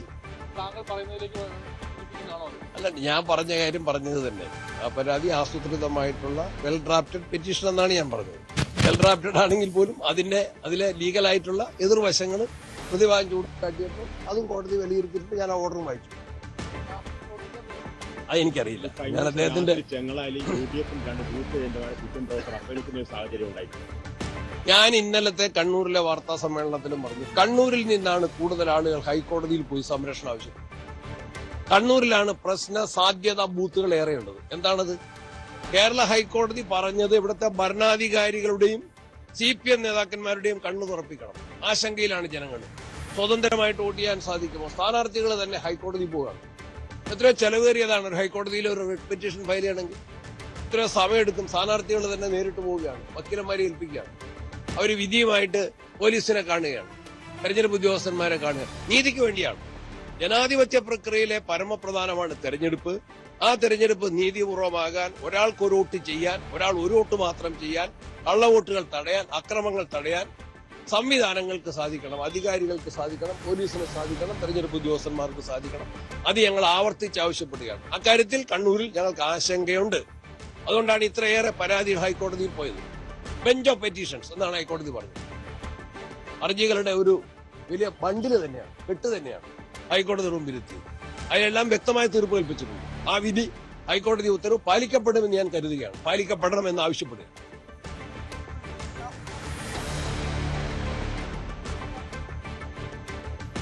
KPCC അധ്യക്ഷനാണ് മാധ്യമങ്ങളെ കണ്ടത്. ചില മേഖലകളിൽ മലപ്പുറത്തും കോഴിക്കോട്ടും കണ്ണൂരുമൊക്കെ വോട്ടിംഗ് മെഷീനുകളുടെ തകരാറുകൾ കൂടി ഇപ്പോൾ പുറത്തു വരുന്നുണ്ട്. മലപ്പുറം വേങ്ങര KR നഗർ പഞ്ചായത്തിലെ 5-ാം വാർഡിലെ 2-ാം നമ്പർ ബൂത്തിൽ വോട്ടിംഗ് യന്ത്രം തകരാറിലായി. ഒപ്പം മലപ്പുറം ചേലമ്പ്ര പഞ്ചായത്തിലെ 21-ാം വാർഡിലെ 2-ാം ബൂത്തിലും വോട്ടിംഗ് യന്ത്രം തകരാറിലായിട്ടുണ്ട്. മലപ്പുറം പെരുവള്ളൂർ പഞ്ചായത്തിൽ വോട്ടിംഗ് മെഷീൻ തകരാറിലായി. 15-ാം വാർഡ് ബൂത്ത് നമ്പർ 2-ലാണ് മെഷീൻ തകരാറിലായത് എന്നാണ് മനസ്സിലാക്കേണ്ടത്. കോഴിക്കോട് കൊടിയത്തൂരിലും 1-ാം വാർഡിൽ ബൂത്ത് 2-ൽ വോട്ടിംഗ് മെഷീൻ തകരാറിലായി. വാണിമേൽ പഞ്ചായത്തിൽ വാർഡ് 18 ബൂത്ത് 2 അവിടെ വോട്ടെടുപ്പ് തുടങ്ങിയിട്ടില്ല. അവിടെയും മെഷീൻ തകരാറാണ് എന്നാണ് മനസ്സിലാക്കേണ്ടത്. ഒപ്പം യന്ത്ര തകരാറ് തുടർന്ന് പാപ്പിനിശ്ശേരി പഞ്ചായത്ത് ബൂത്ത് 12, അത് EP ജയരാജൻ CPM നേതാവ് വോട്ട് ചെയ്യേണ്ട ഒരു ബൂത്താണ്. അവിടെയും ഇതുവരെ പോളിംഗ് ആരംഭിച്ചിട്ടില്ല എന്നാണ് മനസ്സിലാക്കുന്നത്. അങ്ങനെ ചില പ്രശ്നങ്ങളൊക്കെ രേഖപ്പെടുത്തിയിട്ടുണ്ട് എന്നാണ് മനസ്സിലാക്കേണ്ടത്. എന്തായാലും ഞങ്ങളുടെ പ്രതിനിധികൾ വിവിധ കേന്ദ്രങ്ങളിൽ കൃത്യമായ വിവരങ്ങളുമായി പ്രേക്ഷകർക്കൊപ്പം ചേരുന്നുണ്ട്. വടക്കൻ ജില്ലകളിൽ നിന്ന് നമുക്കതിലേക്ക് തിരിച്ചു വരാം, അവരിലേക്ക് വരണം, മറ്റു വാർത്തകളിലേക്കും വരണം വളരെ പെട്ടെന്ന് ഇടവേളയ്ക്ക് ശേഷം. അനീഷും അനുമോദും ബൈജുവും വിവിധ കേന്ദ്രങ്ങളിൽ നിന്ന്, വിവിധ ജില്ലകളിൽ നിന്ന് തുടരുന്നുണ്ട്. അനീഷ്, അവിടെ കോഴിക്കോട്ട് പ്രധാനമായും VIP വോട്ടർമാരൊക്കെ ഒരുപാട് പേരുണ്ടല്ലോ. ആരൊക്കെയാണ് വോട്ട് ചെയ്യാനുള്ളത്? മുഹമ്മദ് റിയാസ് വോട്ട് ചെയ്യാനെത്തും എന്ന് മനസ്സിലാകുന്നുണ്ട്. മറ്റാരുടെയൊക്കെ സാന്നിധ്യം പ്രതീക്ഷിക്കണം? എല്ലാവരും രാവിലെ തന്നെ വോട്ട് ചെയ്ത് മടങ്ങാനുള്ള തയ്യാറെടുപ്പുകളായിരിക്കാം. രഞ്ജിത്ത്, ഞാനിപ്പോൾ സരസ്വതി മന്ദിർ കോട്ടൂളി സ്കൂളിലാണുള്ളത്. ഇവിടെ അല്പസമയത്തിനകം മന്ത്രി PA മുഹമ്മദ് റിയാസ് വോട്ട് ചെയ്യാൻ എത്തുമെന്നാണ് അറിയിച്ചിരിക്കുന്നത്. അദ്ദേഹം അല്പസമയത്തിനുള്ളിവിടെ എത്തുമെന്ന് അറിയിച്ചിരിക്കുന്നു. MK Raghavan MP civil station അടുത്തുള്ള സ്കൂളിൽ വോട്ട് ചെയ്യുന്നു. ഒപ്പം TP രാമകൃഷ്ണൻ, അദ്ദേഹം LDFിന്റെ കൺവീനറാണ്. അദ്ദേഹം പേരമ്പ്രയിൽ വോട്ട് ചെയ്യുന്നുണ്ട്. ഒപ്പം KK രമ വടകരയിൽ വോട്ട് ചെയ്യുന്നു. അങ്ങനെ PIPകളുടെ ഒരു നിര, MK Muneer MLA, PK Firoz youth league സംസ്ഥാന അധ്യക്ഷൻ, ഒപ്പം ഈ തെരഞ്ഞെടുപ്പിലെ പ്രധാനപ്പെട്ട സ്ഥാനാർത്ഥികൾ PM നിയാസ്, അദ്ദേഹം UDFിന്റെ മേയർ സ്ഥാനാർത്ഥിയായി മുന്നോട്ട് വെച്ചിരിക്കുന്ന ഒരു സ്ഥാനാർത്ഥിയാണ്. മഹിളാ മോർച്ചയുടെ സംസ്ഥാന അധ്യക്ഷ കൂടിയായ നവ്യ ഹരിദാസ്, അവർ കഴിഞ്ഞ വട്ടത്തെ BJPയുടെ കക്ഷി നേതാവാണ്. അവരാണ് BJPയുടെ മേയർ സ്ഥാനാർത്ഥിയായി ഉയർത്തിക്കാട്ടുന്നത്. ഒപ്പം LDFിന്റെ മേയർ ബീന ഫിലിപ്പ് അടക്കമുള്ളവർ, മുസാഫിർ അഹമ്മദ് കഴിഞ്ഞ തവണത്തെ ഡെപ്യൂട്ടി മേയർ സ്ഥാനാർത്ഥിയും ഇത്തവണ മേയർ സ്ഥാനാർത്ഥിയായി പരിഗണിക്കപ്പെടുന്ന ആളും, കഴിഞ്ഞ തവണ മേയർ സ്ഥാനാർത്ഥിയായി ഉയർത്തിക്കാട്ടപ്പെട്ട ആദ്യഘട്ടത്തിലുണ്ടായിരുന്ന ജയശ്രീ ടീച്ചർ മത്സരിക്കുന്ന ഇടമാണ് കോട്ടിൽ ഇപ്പോൾ നമ്മൾ നിൽക്കുന്ന ഇടങ്ങൾ. എന്തായാലും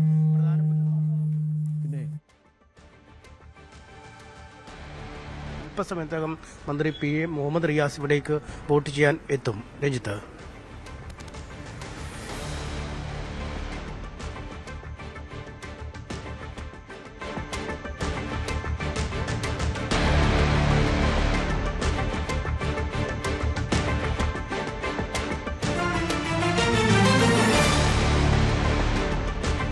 വിവരങ്ങൾ പങ്കുവച്ചുകൊണ്ടിരിക്കുന്നത് CB അനുമോദിലേക്ക് കൂടി ഒന്ന് പോകണം. അനുമോദ്, ഇന്നിപ്പോൾ അല്പം മുമ്പാണ് KPCC അധ്യക്ഷൻ കണ്ണൂരിൽ മാധ്യമങ്ങളെ കണ്ട് സംസാരിച്ചത്. ഇന്നിപ്പോൾ നമുക്ക് മനസ്സിലാക്കേണ്ട കാര്യം, കോൺഗ്രസിൻ്റെ ഒരു പിന്തുണ നേരത്തെ കോൺഗ്രസ് പൂർണ്ണമായും തള്ളിക്കളഞ്ഞ മുതിർന്ന നേതാക്കൾ തള്ളിപ്പറഞ്ഞ ഒരാൾ കൂടിയാണ് രാഹുൽ മാങ്കൂട്ടത്തിൽ. ഇന്നിപ്പോൾ രണ്ടാമത്തെ പരാതിയുമായി ബന്ധപ്പെട്ട് ഇന്നലത്തെ കോടതിയുടെ പരാമർശം ചേർത്ത് വെക്കുമ്പോൾ കോൺഗ്രസിൻ്റെ ഒരു പിന്തുണ രാഹുൽ മാങ്കൂട്ടത്തിന് കിട്ടുന്നൊരു പശ്ചാത്തലം കൂടിയുണ്ട്. പരാതി ഏതാണ്ട് വ്യാജമാണ് എന്ന രീതിയിലാണ് KPCC അധ്യക്ഷൻ പറഞ്ഞത്. അതുകൊണ്ടാണല്ലോ തനിക്കും മാധ്യമങ്ങൾക്കും ഒക്കെ ഒരുമിച്ച് അയച്ചത് എന്നുള്ള ചോദ്യം കൂടി ചോദിക്കുന്നുണ്ട്. ഈ പിന്തുണ പാലക്കാട്ടേക്ക് എത്താൻ രാഹുലിന് ഊർജ്ജമാകുമോ?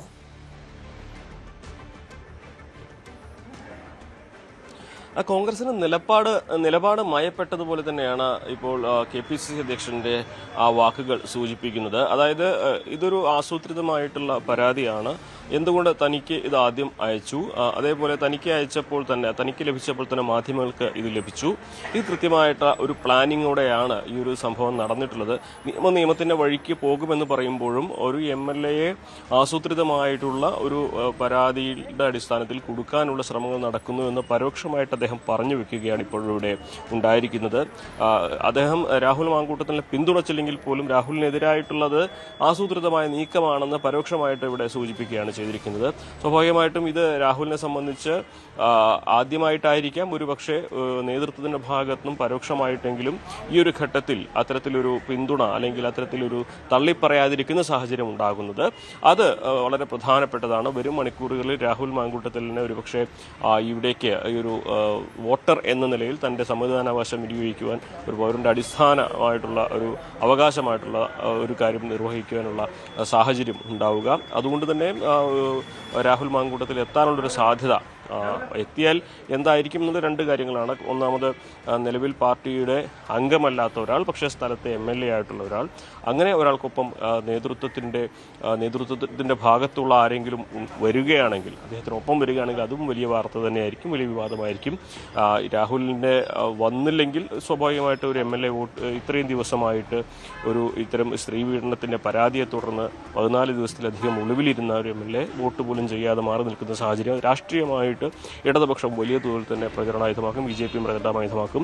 പക്ഷേ വോട്ട് ചെയ്യാൻ വന്നാലും അത് ഒരുപക്ഷെ സണ്ണി ജോസഫ് ഈ പറയുന്ന നിലപാടാകുമോ കോൺഗ്രസിലെ മറ്റു നേതാക്കൾക്ക് എന്ന ചോദ്യവും ഉയരുന്നുണ്ട് ഇതിൻ്റെ കൂടെ. കാരണം ഈ വിഷയത്തിൽ നേരത്തെ തന്നെ കോൺഗ്രസിലെ പല നേതാക്കൾക്കും പല നിലപാടുകൾ, അത് പ്രത്യേകിച്ച് VD സതീശനൊക്കെ അറബിക്കടൽ ഇനി ഇറങ്ങി വന്നാലും ഈ വിഷയത്തിൽ ഒരു നിലപാട് മാറ്റുകയില്ല എന്ന് ഉറച്ച തീരുമാനം പ്രഖ്യാപിച്ച വ്യക്തിയാണ് പ്രതിപക്ഷ നേതാവ്. അങ്ങനെ കോൺഗ്രസിൽ തന്നെ പല അഭിപ്രായങ്ങൾ ഈ വിഷയത്തിൽ ഉണ്ട് എന്നുള്ളത് കൂടി ഈ ഒരു ഘട്ടത്തിൽ നമ്മൾ ചേർത്ത് പറയേണ്ടതുണ്ട്. രാഹുൽ മാങ്കൂട്ടത്തിൽ ഇവിടെ എത്തി വോട്ട് ചെയ്ത് കോൺഗ്രസിന് അനുകൂലമായിട്ടൊരു വാക്ക് പറഞ്ഞാൽ പോലും അതൊരു പക്ഷേ വലിയ തോതിൽ വിവാദമാകും, അല്ലെങ്കിൽ വിവാദമാക്കും ഇടതുപക്ഷവും BJP എന്നുള്ളത് മറ്റൊരു വസ്തുതയാണ്. എന്ന് തന്നെയാണെങ്കിലും രാഹുൽ മാങ്കൂട്ടത്തിൻ്റെ സാന്നിധ്യം തന്നെയാണ് ഇന്നത്തെ ദിവസം മലബാറിലെ തെരഞ്ഞെടുപ്പ് വിഷയങ്ങൾക്കൊപ്പം അല്ലെങ്കിൽ വിഷയങ്ങളൊക്കെ നിയന്ത്രിക്കുന്ന ഒരു കാര്യമായിട്ട് മാറുക എന്നുള്ള കാര്യത്തിൽ യാതൊരു സംശയവുമില്ല.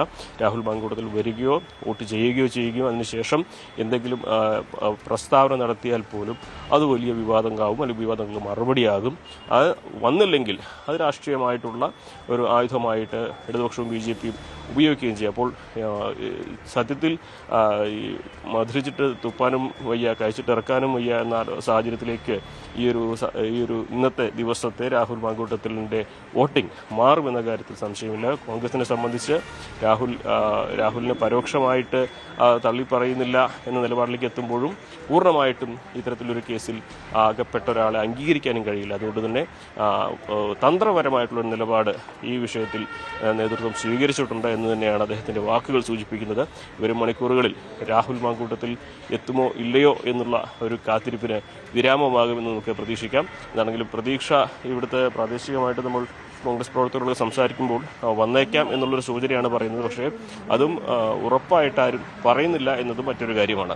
തീർച്ചയായും അത് ഇന്നത്തെ KPCC അധ്യക്ഷന്റെ പരാമർശം അത് തിരഞ്ഞെടുപ്പ് ദിവസം ഈ വടക്കൻ കേരളത്തിലെ ഈ തെരഞ്ഞെടുപ്പ് ദിവസം ഒരു വലിയ ചർച്ചയാകുന്ന ഒന്നാണ്. രാഹുൽ മാങ്കൂട്ടത്തിനെതിരായ രണ്ടാമത്തെ പരാതി ആസൂത്രിതമാണ് എന്നാണ് KPCC അധ്യക്ഷൻ സണ്ണി ജോസഫ് വ്യക്തമാക്കിയിരിക്കുന്നത്. രണ്ടാമത്തെ പരാതി വേണമെങ്കിൽ രാഷ്ട്രീയ പ്രേരിതം എന്നും വിലയിരുത്താമെന്നും സണ്ണി ജോസഫ് പറഞ്ഞു വെക്കുമ്പോൾ രാഹുലിന് കോൺഗ്രസിൻ്റെ പ്രധാനപ്പെട്ട ആൾ തന്നെ KPCC അധ്യക്ഷൻ തന്നെ പിന്തുണ പ്രഖ്യാപിക്കുന്നു എന്നുള്ള സാഹചര്യം കൂടി ഉരുത്തിരിഞ്ഞു വരുന്നുണ്ട്. അത് വളരെ നിർണായകമായ ഒരു പശ്ചാത്തലം ക്രിയേറ്റ് ചെയ്യുമെന്നതിൽ സംശയമില്ല. ഏതായാലും ഇന്ന് ഈ രാവിലത്തെ അദ്ദേഹത്തിൻ്റെ വാക്കുകൾ ഇന്ന് ദിവസം മുഴുവൻ ചർച്ചയാകുന്ന ഒന്നാണ്. രാഹുൽ മാങ്കൂട്ടത്തിൽ വിഷയത്തെ പ്രതിരോധിക്കാനുള്ള ശ്രമങ്ങൾ കോൺഗ്രസിൻ്റെ ഭാഗത്തു നിന്ന് എല്ലാ തരത്തിലും ഉണ്ടായിരുന്നു. ആദ്യഘട്ടത്തിൽ പാർട്ടിയിൽ നിന്ന് പുറത്താക്കിയിട്ട് പ്രാഥമിക അംഗത്തിൽ നിന്ന് പോലും പുറത്താക്കി രാഹുലിനെ മാറ്റി നിർത്തിയ സാഹചര്യമുണ്ട്. ഇപ്പോൾ രാഹുലിനെ പിന്തുണയ്ക്കുന്നു KPCC അധ്യക്ഷൻ എന്ന് പറയുമ്പോൾ അതിനും ഒരുപാട് രാഷ്ട്രീയ മാനങ്ങൾ ഉണ്ട്. ഇന്നലത്തെ കോടതി വിധിയാണ് അദ്ദേഹത്തെ ഇതിന് പ്രേരിപ്പിക്കുന്നത്. അതിൽ വളരെ കൃത്യമായി പറഞ്ഞിരിക്കുന്നു, രാഹുൽ മാങ്കൂട്ടത്തിനെതിരായ രണ്ടാമത്തെ പരാതിയിൽ തെളിവുകൾ, ഈ ബലാത്സംഗം നടന്നതിന് തെളിവുകളില്ല എന്ന് പറയുന്നു. മറ്റൊന്ന്, ഈ പെൺകുട്ടിയുടെ മൊഴിയിൽ വൈരുദ്ധ്യമുണ്ട് എന്ന് പറയുന്നു. സമ്മർദ്ദം മൂലമാണ് പരാതി നൽകിയത് എന്നതിൽ ഒരുപക്ഷെ അത് സത്യമായിരിക്കാം, അതിനുള്ള സാഹചര്യങ്ങൾ ഉണ്ട് എന്ന് പറയുമ്പോൾ രണ്ടാമത്തെ പരാതി വ്യാജമാണ് എന്ന് KPCC അധ്യക്ഷൻ ചൂണ്ടിക്കാണിക്കുന്ന സാഹചര്യം കൂടി പ്രധാനമാണ്. നമുക്ക് കണ്ണൂരിൽ നിന്ന് KV ബൈജുവിലേക്ക് കൂടി ഒന്നുകൂടി പോകണം. അവിടെ മുഖ്യമന്ത്രി പിണറായി വിജയൻ വോട്ട് രേഖപ്പെടുത്തുന്ന ചേരിക്കൽ ജൂനിയർ ബേസിക് സ്കൂൾ എന്ന സ്കൂളുണ്ട്. അവിടെയാണ് അദ്ദേഹം വോട്ട് രേഖപ്പെടുത്തുന്നത്. പോളിംഗ് സ്റ്റേഷൻ 1 കാട്ടിലെ പീടിക, പോളിംഗ് പ്രദേശം എന്നത് കാട്ടിലെ പീടിക എന്ന സ്ഥലമാണ്. അവിടെ മുഖ്യമന്ത്രി എല്ലാ തെരഞ്ഞെടുപ്പുകളും വോട്ട് ചെയ്യാനെത്തുന്ന ഒരു പ്രദേശം കൂടിയാണ്. അവിടെ ബൈജു ഉണ്ട്. ബൈജു 8:30 മണിക്കാണല്ലേ, 8:30 മണിക്ക് ഇത്തരത്തിൽ മുഖ്യമന്ത്രി വോട്ട് ചെയ്യാനെത്തും. അതിനുശേഷം മാധ്യമങ്ങളെ കാണും, സംശയമില്ല. എല്ലാ തെരഞ്ഞെടുപ്പുകളിലും അദ്ദേഹം അത്തരത്തിൽ ചെയ്യാറുണ്ട്, മാധ്യമങ്ങളെ കണ്ട് സംസാരിക്കാറുണ്ട്. ഇന്നത്തെ അദ്ദേഹത്തിൻ്റെ സാഹചര്യം എന്താണെന്ന് അറിഞ്ഞുകൂടാ. പക്ഷേ അപ്പോഴും മുഖ്യമന്ത്രിക്കും ഈ രാഹുൽ വിഷയത്തിലടക്കം നിരവധി കാര്യങ്ങൾ ബോധ്യപ്പെടുത്താനുണ്ടാകും ഈ തെരഞ്ഞെടുപ്പ് ദിവസം.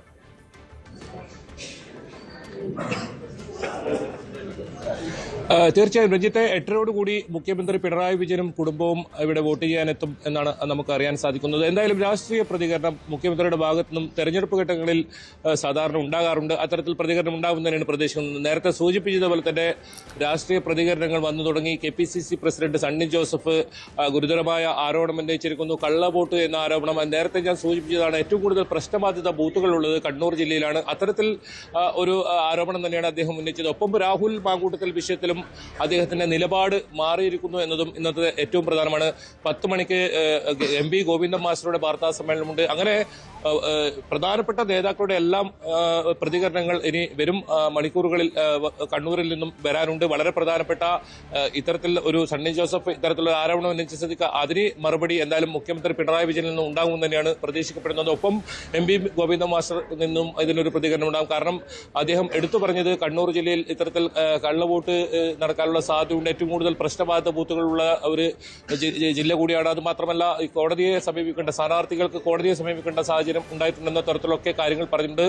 ഇതിലെല്ലാം ആഭ്യന്തരമന്ത്രി എന്ന നിലയിൽ മുഖ്യമന്ത്രിയുടെ മറുപടി ഉണ്ടാകും. ഒപ്പം രാഹുൽ മാങ്കൂട്ടത്തിൽ വിഷയത്തിൽ പി ഗോവിന്ദ മാസ്റ്ററുടെ മറുപടി ഉണ്ടാകും. അതുപോലെ തന്നെ പിണറായി വിജയൻ മുഖ്യമന്ത്രിയുടെ മറുപടി ഉണ്ടാവും. അങ്ങനെ ഒരുപാട് രാഷ്ട്രീയ പ്രതികരണം നമുക്ക് വരും മിനിറ്റുകൾ തന്നെ ഉണ്ടാകാം. ഏതാനും സമയത്തിനുള്ളിൽ തന്നെ മുഖ്യമന്ത്രി വോട്ട് ചെയ്യാനെത്തും. അങ്ങനെ നേതാക്കളെല്ലാം രാവിലെ തന്നെ വോട്ട് ചെയ്യുന്ന ഒരു കാഴ്ചയാണ് കാണാൻ സാധിക്കുന്നത്. എന്തായാലും അല്പസമയത്തിനകം തന്നെ മുഖ്യമന്ത്രി ഇവിടെ ചേരിക്കൽ ജൂനിയർ ബേസിക് സ്കൂളിലെ 1-ാം ബൂത്തിലാണ് അദ്ദേഹത്തിന് വോട്ടുള്ളത്. അദ്ദേഹത്തിന്റെ കുടുംബത്തോടൊപ്പം അദ്ദേഹം എത്തും. എന്തായാലും അങ്ങനെ രാവിലെ തന്നെ നമുക്ക് ഈ പോളിംഗ് സ്റ്റേഷനുകളിലെ ദൃശ്യങ്ങൾ നോക്കിയാൽ എല്ലായിടത്തും വലിയ നീണ്ട ക്യൂ ആണ് കാണാൻ സാധിക്കുന്നത്. വളരെ ആവേശം, അതായത് നാലാഴ്ചത്തെ ആ പ്രചരണം, അതിന്റെ എല്ലാം ഒരു പ്രതിഫലനം എന്ന് വേണമെങ്കിൽ നമുക്ക് ഈ ദൃശ്യങ്ങളെ പറയാം. അത്രത്തോളം ആളുകളാണ്. അത് കൂടുതൽ സ്ത്രീകളുണ്ട്, പ്രായമായവരുണ്ട്, അങ്ങനെ എല്ലാ വിഭാഗത്തിൽപ്പെട്ട ആൾക്കാരും രാവിലെ തന്നെ പോളിംഗ് സ്റ്റേഷനിലേക്ക് വോട്ട് ചെയ്യാനെത്തുന്ന കാഴ്ചയാണ് നമുക്ക് കാണാൻ സാധിക്കുന്നത്. മിക്ക ബൂത്തുകളിലും വലിയ നീണ്ട ക്യൂ തന്നെയാണ്. വളരെ സമാധാനപരമായി തന്നെയാണ് ഇപ്പോൾ പോളിംഗ് പുരോഗമിക്കുന്നത്. എവിടെയും അനിഷ്ട സംഭവങ്ങളൊന്നും റിപ്പോർട്ട് ചെയ്തിട്ടില്ല. ഇതിനിടയിൽ നേരത്തെ രഞ്ജിത്ത് സൂചിപ്പിച്ചതുപോലെ തന്നെ പാപ്പിനിശ്ശേരിയിലാണ് EP ജയരാജൻ വോട്ട് ചെയ്യേണ്ട ബൂത്താണ്. പാപ്പിനിശ്ശേരി പഞ്ചായത്തിലെ ബൂത്ത് നമ്പർ 12. അവിടെ പോളിംഗ് മെഷീൻ തകരാറായതുകൊണ്ട് തന്നെ പോളിംഗ് തടസ്സപ്പെട്ടിട്ടുണ്ട്. ആരോളി LP സ്കൂളിലാണ് ഈ ബൂത്ത്. EP ജയരാജൻ വോട്ട് ചെയ്യേണ്ട ഒരു സ്കൂളാണ്. EP ജയരാജൻ ഉൾപ്പെടെ ഇവിടെ എത്തുന്ന സാഹചര്യം ഉണ്ടായിട്ടുണ്ട്. മറ്റ് സ്ഥലങ്ങളിലൊന്നും യന്ത്ര തകരാറോ അങ്ങനെയൊന്നും ഇതുവരെ റിപ്പോർട്ട് ചെയ്തിട്ടില്ല. വളരെ സുഗമമായി തന്നെ തെരഞ്ഞെടുപ്പ് പുരോഗമിക്കുന്നു. അനിഷ്ട സംഭവങ്ങളൊന്നും ആദ്യ മണിക്കൂറുകളിൽ തന്നെ എവിടെ നിന്നും റിപ്പോർട്ട് ചെയ്തിട്ടില്ല. വളരെ സമാധാനപരമായി തന്നെയാണ് പോളിംഗ് പുരോഗമിക്കുന്നത്. നമുക്കിപ്പോൾ ദൃശ്യങ്ങളിൽ നിന്ന് കാണാം. ഈ പ്രായമായവരൊക്കെ തന്നെ അവരുടെ കൂട്ടിക്കൊണ്ട് രാവിലെ തന്നെ വോട്ട് ചെയ്യാൻ എത്തിക്കുന്ന സാഹചര്യം. പലപ്പോഴും നിയമസഭാ തെരഞ്ഞെടുപ്പിലാണ് നമുക്ക് ഇത്തരം കാഴ്ചകളൊക്കെ കാണാൻ സാധിക്കുക.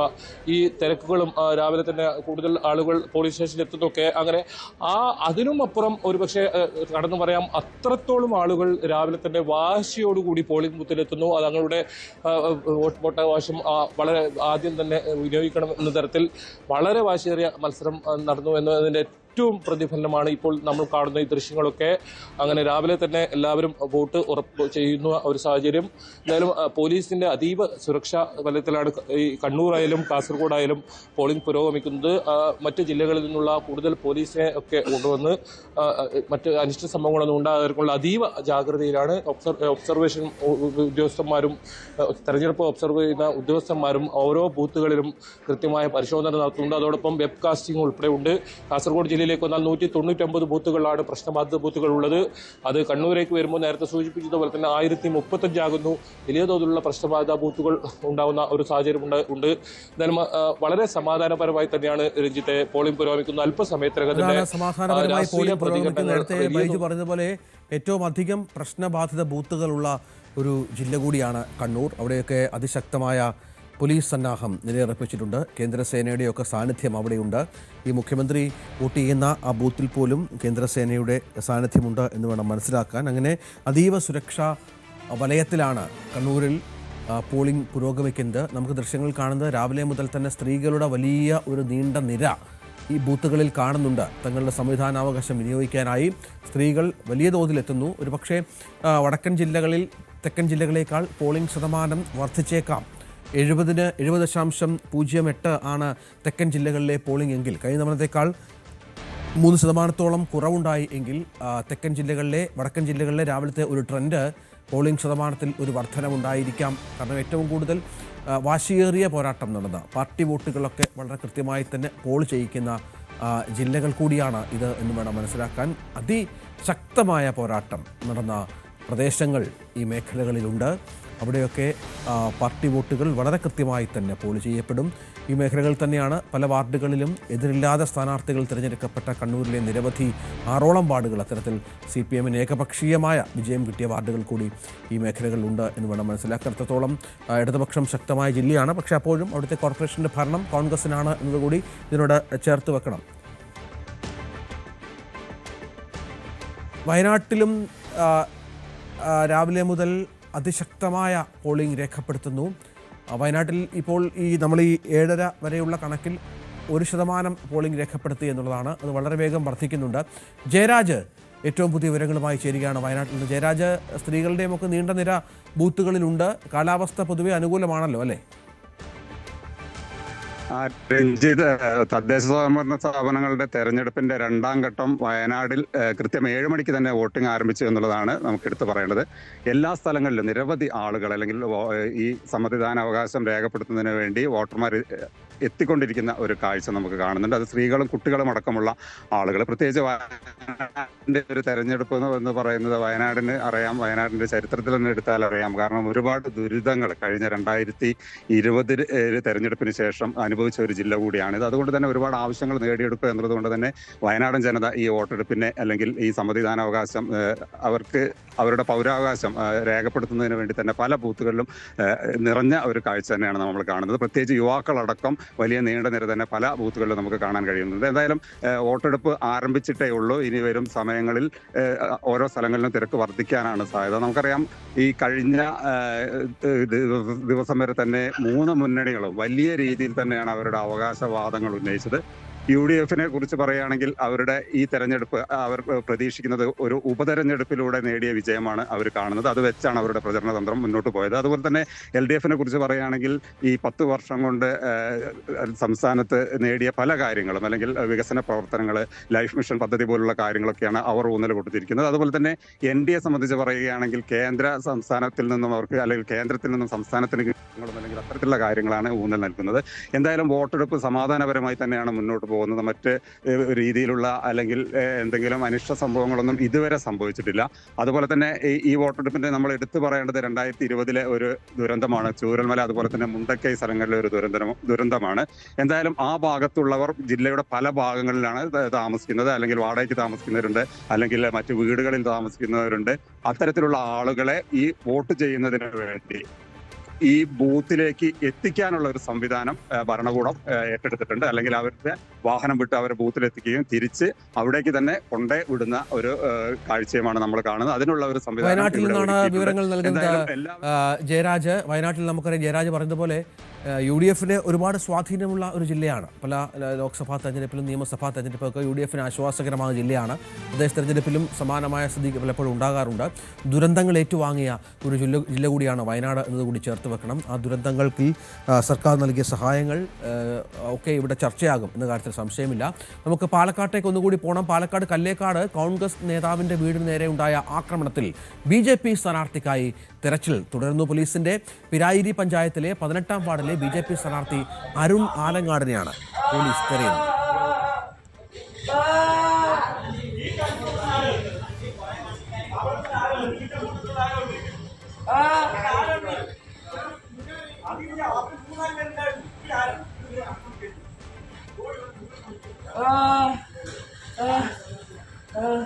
ഇന്ന് പുലർച്ചെയാണ് DCC അധ്യക്ഷൻ സെക്രട്ടറി നന്ദാ ബാലന്റെ വീടിന് നേരെ ആക്രമണമുണ്ടായത്. ബോർഡ് വെക്കുന്നതുമായി ബന്ധപ്പെട്ട തർക്കത്തെ തുടർന്നാണ് സംഘർഷം. സംഭവത്തിൽ KSU പ്രവർത്തകന്റെ കണ്ണിന് ഗുരുതരമായി പരിക്കേറ്റ ഒരു ഗൗരവതരമായ സാഹചര്യം കൂടി ഉണ്ടായി. കേസിൽ 5 BJP പ്രവർത്തകർ കസ്റ്റഡിയിലാണ്. എന്നാൽ BJP പ്രവർത്തകർ നിരപരാധികളാണെന്നാണ് BJP നേതാവ് C കൃഷ്ണകുമാർ പറയുന്നത്.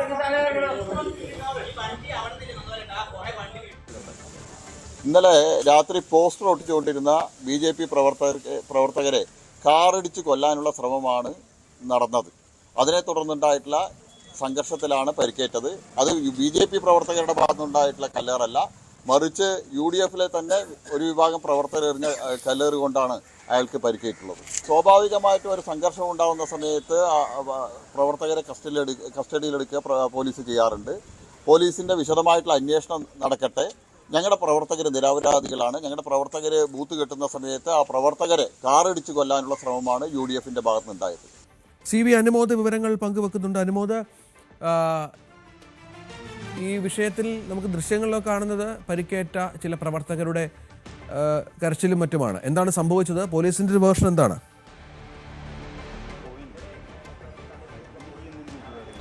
രഞ്ജിത, ഇന്നലെ രാത്രിയാണ് ഈ സംഭവം നടന്നത്. ഈ BJPയുടെ പരിയാരി പഞ്ചായത്തിലെ 18-ാം വാർഡിലെ സ്ഥാനാർത്ഥി അരുൺ ആലങ്ങാട് ആണ് ഈ ഒരു കുറ്റകൃത്യത്തിൽ ഉൾപ്പെട്ടതായി പോലീസ് പറയുന്നത്. അയാളും ഈ കേസിൽ പ്രതിയാണെന്നാണ് പോലീസ് പറയുന്നത്. ഇയാളടക്കം 5 പേരെയാണ് ഈ കേസിൽ പ്രതി ചേർത്തത്. 5 പേർ കസ്റ്റഡിയിലുണ്ട്. ഇയാളടക്കം 6 പേർ. ഇന്നലെ ഈ പോസ്റ്റർ ഒട്ടിക്കുന്നതുമായി ബന്ധപ്പെട്ട തർക്കമാണ് ഈ ഒരു വിഷയത്തിലേക്ക് വഴിതിരിഞ്ഞതും തുടർന്ന് സംഘർഷമായതും. ഈ KSU പ്രവർത്തകനായിട്ടുള്ള മുഹമ്മദ് അജ്മലിനാണ് പരിക്കേറ്റത്. അജ്മലിന്റെ കണ്ണിന് ഗുരുതരമായി പരിക്കേറ്റിട്ടുണ്ട്. മാത്രമല്ല രക്തം ഛർദ്ദിക്കുന്ന ഒരു സാഹചര്യം ഉണ്ടായിട്ടുണ്ട്. അതുകൊണ്ട് തന്നെ കോയമ്പത്തൂരിലെ സ്വകാര്യ ആശുപത്രിയിലേക്ക് വിദഗ്ധ ചികിത്സയ്ക്കായി ഇയാളെ കൊണ്ടുപോയിട്ടുണ്ട്. ഈ ഒരു കേസിൽ ഏകപക്ഷീയമായിട്ട് പക്ഷേ പോലീസ് നടപടിയെടുക്കുന്നു എന്നൊരു ആരോപണമാണ് BJP നേതാവ് C. കൃഷ്ണകുമാർ ഉന്നയിച്ചിരിക്കുന്നത്. അവിടെ പോസ്റ്റർ ഒട്ടിക്കുന്നതുമായി ബന്ധപ്പെട്ട തർക്കമുണ്ടായി. കല്ലേറിലാണ്, അതായത് UDF പ്രവർത്തകരുടെ കല്ലേറിലാണ് ഈ അജ്മലിന് പരിക്കേറ്റത് എന്നൊരു വിശദീകരണമാണ് BJPയുടെ ഭാഗത്തുള്ളത്. പോലീസ് പറയുന്നത് അത്തരത്തിൽ അല്ല, ഈ ഒരു സാഹചര്യത്തിൽ കേസെടുത്തിരിക്കുന്നത് ഇവർ തമ്മിലുണ്ടായ സംഘർഷത്തിലാണ് പരിക്കേറ്റിരിക്കുന്നത് എന്ന് തന്നെയാണ്. എന്താണെങ്കിലും തെരഞ്ഞെടുപ്പിന് തലേ ദിവസം സ്ഥാനാർത്ഥി ഒളിവിൽ പോയ ഒരു സാഹചര്യം ഈ സാഹചര്യത്തിൽ ഉണ്ട് പെരിയാരി പഞ്ചായത്തിൽ എന്നുകൂടി ഈ ഘട്ടത്തിൽ പറയേണ്ടതുണ്ട്. എന്നാൽ സംഘർഷം കൂടുതൽ ഇടങ്ങളിലേക്ക് വ്യാപിച്ചിട്ടില്ല. അതൊരു പ്രാദേശികമായിട്ടുള്ള ഒരു പ്രശ്നം മാത്രമായിട്ട് മാറിയിരിക്കുകയാണ്. ഈ വിഷയത്തിൽ പോലീസിന്റെ ഭാഗത്തും കൂടുതൽ അന്വേഷണവും നടന്നുകൊണ്ടിരിക്കുകയാണ്. CB അനുമോദ് വിവരങ്ങൾ പങ്കുവെക്കുകയാണ്. ഏതായാലും എല്ലാ ജില്ലകളിലും വോട്ടെടുപ്പ് കാര്യമായി നടക്കുന്നു, പുരോഗമിക്കുന്നു. ചില സ്ഥലങ്ങളിൽ മാത്രം വോട്ടിംഗ് മെഷീനുകളുടെ തകരാറ് റിപ്പോർട്ട് ചെയ്യപ്പെട്ടുണ്ട്. ഏറ്റവും ഒടുവിൽ ഇപ്പോൾ വന്നൊരു വിവരമനുസരിച്ച് അത് കണ്ണൂരിലെ പാലക്കാട് പെരുവമ്പ് വാർഡിലെ 3-ാം ബൂത്തിൽ വോട്ടിംഗ് മെഷീൻ തകരാറുണ്ടായിരുന്നു എന്നുള്ളതാണ്. പക്ഷേ അത് പരിഹരിച്ചു.